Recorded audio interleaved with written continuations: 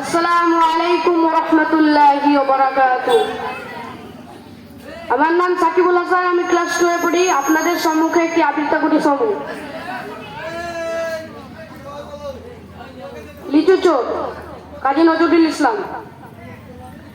বাবুদের কাল কুকুর, হাবুদের গাল কুকুর, সে কি বাস করলে তারা, বলি থাম একটু দাঁড়া।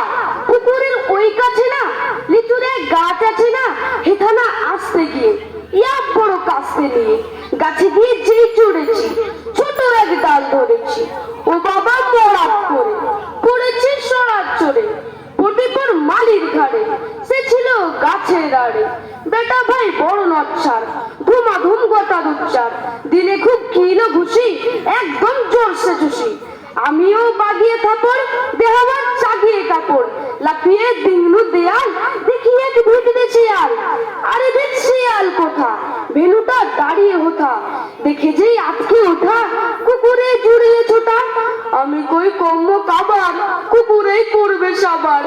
বাবা গো মা গো বলে পাঁচিলের খোকল বলে ঢুকে যেই পশুদের ঘরে, যেন প্রাণ এলো ধরে। যাবো ফের কান বলি ভাই চুরিতে, আর যদি যাই তবে মোর নাম মিছা।